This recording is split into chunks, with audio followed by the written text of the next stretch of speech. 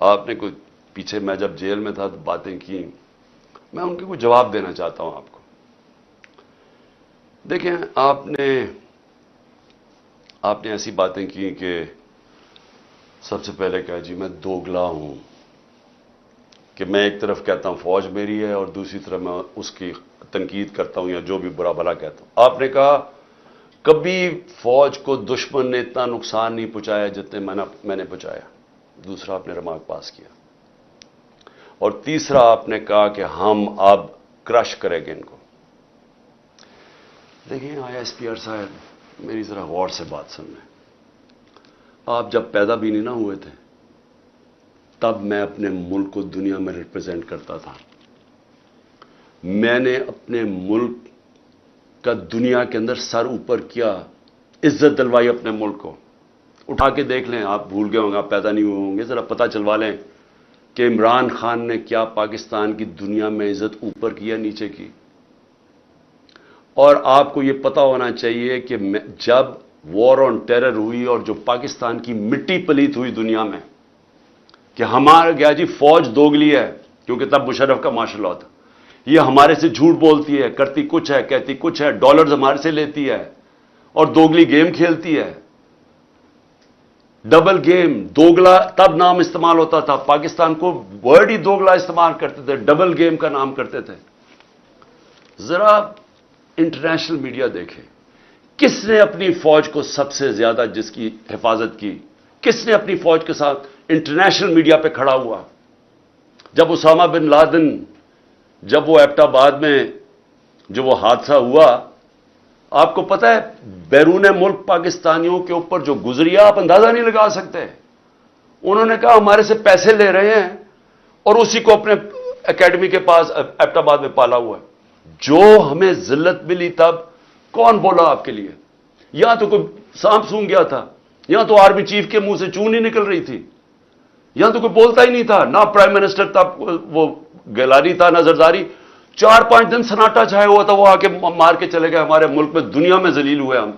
میں بولا تھا، میں ساری جگہ اپنی فوج کو ڈیفینڈ کیا ہے.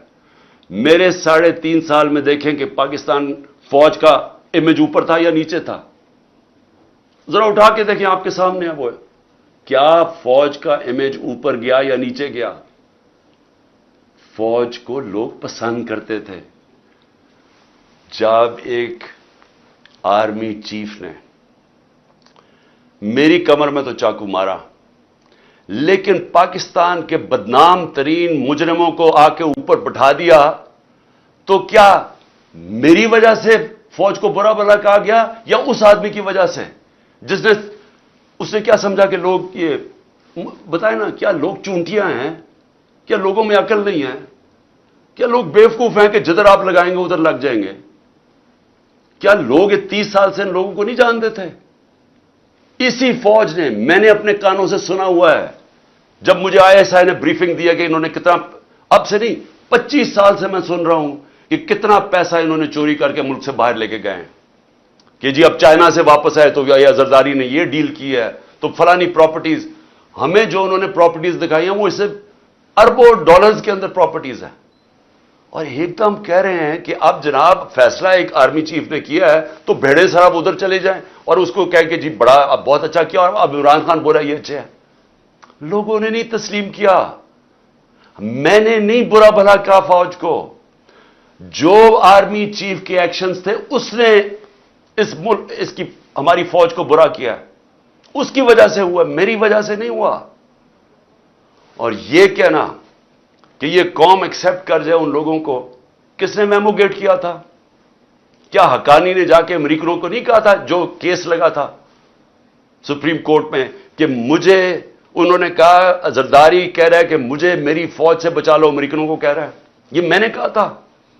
کیا جب نواز شریف جا کے چھپ کے کھٹمانڈو میں مودی سے چھپ کے ملاقات کر رہے کہ جی میری فوج کو نہ پتہ چل جائے، اور اسے اور پھر وہ جو ڈان لیکس میں جب وہ کہتا ہے ڈان لیکس میں کہ جی دہشت گردی انڈورس کر رہے ہندوستان کو پھر کہ فوج دہشت گردی کر رہی ہے، آپ ان لوگوں کو اوپر بٹھا دیں اور ہمیں کہیں کہ ہم ان ساروں کو تسلیم کر لیں. اور ہم اگر پروٹیسٹ کریں تو ہمیں جیلوں میں ڈال دیں، ہم پروٹیسٹ کریں ہمارے اوپر ایف آئی آر کاٹ دیں، ہم کچھ کریں آپ اینٹی اسٹیٹ ہمیں قرار دے دیں، لیکن آپ سب کچھ ٹھیک کر رہے ہیں۔ مجھے گولیاں لگی ہیں، مجھے پتا ہے کس نے کون ذمہ دار ہے۔ کیا مجھے ایکس پرائم منسٹر جو سب سے بڑی پارٹی کا ہیڈ، مجھے یہ حق نہیں ملا کہ میں اپنی ایف آئی آر کٹوا سکوں؟ آئی ایس پی آر صاحب فرمان دے رہے ہیں کہ ہمارا تو بے بنیاد الزام لگایا گیا ہے۔ بھی آپ ہیں کون کہنے والے؟ یہ کس نے آپ کو رائٹ دیا ہے؟ ملک کا آئین یہ کہتا ہے کہ جس کے اوپر واردات ہوتی ہے اس کا یہ رائٹ ہوتا ہے ایف آئی آر کٹوانا، تفتیش ہو، پھر وہ بے بنیاد بے قصور ثابت ہو جائے، بسم اللہ۔ لیکن آپ تو بیٹھ کے فرعون کی طرح فرمان پاس کر رہے ہیں کہ جی وہ تو ہمارا، میں نے تو غلط الزام، اور یہ کہنا کہ عمران خان جھوٹ بول رہا ہے۔ آپ کو شرم آنی چاہیے ایسی باتیں کرتے ہوئے۔ عمران خان کو 50 سال یہ قوم جانتی ہے۔ اس قوم کی تاریخ میں اگر کسی ایک آدمی کو اس قوم نے سب سے زیادہ پیسہ دیا ہے، جو سب سے زیادہ خیراتی کام، وہ عمران خان کر رہا ہے۔ اور وہ کیوں دیتے ہیں؟ کیونکہ ان کو پتہ ہے کہ وہ دیانتدار آدمی ہے، وہ چوری نہیں کرتا پیسے، وہ سچ بولتا ہے۔ عدالت کے اندر جب میرا کیس لگا فلیٹ کا، عدالت نے، سپریم کورٹ نے کہا صادق اور امین ہے۔ آپ کو کس نے اجازت دی ہے کہ یہ کہنا جی جھوٹ بول رہا ہے یا دوگلا ہے؟ آپ کو شرم آنی چاہیے۔ کبھی آئی ایس پی آر نے اس طرح کی باتیں نہیں کی۔ آپ تو کود کے آگے پالیٹکس میں، آپ پارٹی بنا لیں اپنی۔ اور میں اس کے علاوہ، میں آخر میں، کیونکہ میں اپنے آپ کو کنٹرول کر رہا ہوں کیونکہ مجھے بڑا غصہ ہے اس چیز کے اوپر کہ اس طرح کے الزام لگانے، اور آپ کو پتہ ہی نہیں آپ بات کیا کر رہے ہیں، اور اس آدمی پہ لگا رہے ہیں جس کو ہمیشہ وہ چاہتا ہے کہ اس کی فوج مضبوط ہو۔ اور میں آپ کو یہ بتاؤں، میں ڈرامے نہیں کر رہا، کیونکہ میرے پیسے ملک سے باہر نہیں پڑے ہوئے، میں نے بھاگ کے، میرے اوپر 145 کیسز سے ملک چھوڑ کے باہر نہیں بھاگا۔ میں نے یہ نہیں کہا کہ مجھے ای سی ایل پہ نہ ڈالنا، کہ میں ڈالو مجھے ای سی ایل پہ، میں جانا ہی نہیں چاہتا ملک سے باہر۔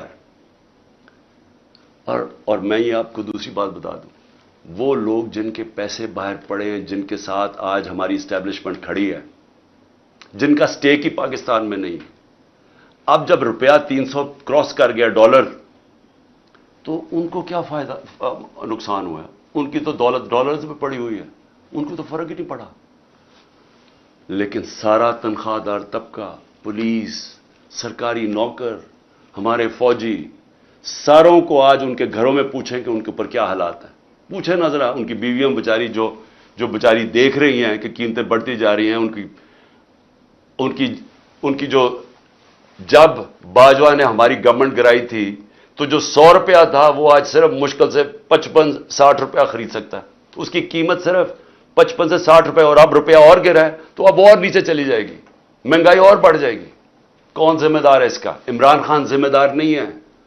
آج جس آدمی نے سازش کر کے گرایا وہ ذمہ دار ہے۔ اور اگر آپ میں برداشت ہو تنقید کی، کیونکہ تنقید سے اصلاحات ہوتی ہے، آپ ایک معاشرے سے، ادارے سے، ایک انسان، آپ تنقید ختم کر دیں وہ مر جاتا ہے۔ سوویت یونین کیوں ٹوٹی؟ کیونکہ وہاں تنقید ختم تھی۔ وہاں بھی اسی طرح کے، جس طرح آپ آج حرکتیں کر رہے ہیں کہ جو منہ کھولتا ہے اس کے اوپر پڑ جاتے ہیں، وہاں بھی یہی ہو رہا تھا، وہ ٹوٹ گیا۔ جو بھی معاشرہ آگے بڑھتا ہے اس کے اندر تنقید کی اجازت ہوتی ہے۔ ہم اپنے بچوں کی تنقید کرتے ہیں، یہ میں دوگلا نہیں ہوں۔ اگر میں اپنے بچوں کی تنقید، میں ان سے پیار کرتا ہوں، اپنے بچوں سے ان کی اصلاحات کے لیے تنقید کرتا ہوں۔ یہ کوئی فرعونیت ہی نہیں ہے کہ آپ، ہماری ضرورت نہیں، ہم کوئی آپ کی کمی ہے کہ ہم تنقید نہیں کر سکتے، کہ ہم تنقید کریں گے تو جناب اب اینٹی اسٹیٹ ہو گئے، غداری کا پرچہ ہو گیا۔ اور دیکھیں ہو کیا رہا ہے، یہ جو ہوا ہے، کان کھولیں اپنے اور آنکھیں کھولیں، یہ ملک کدھر جا رہا ہے، جس طرف جا رہا ہے۔ اس وقت ہے آپ کا کہ اندر سے اصلاحات ہو۔ یہ ڈنڈے مار کے اور یہ ہمیں سارے پکڑ دکڑ سے کچھ نہیں ہونے لگا، کیونکہ یہ اسی طرح کا کریک ڈاؤن ایسٹ پاکستان میں بھی تھا، کچھ نہیں ہوا۔ کوئی بھی ایک پولیٹیکل پارٹی کو ڈنڈے مار کے اور جیلوں میں ڈال کے نہیں ختم کر سکتا۔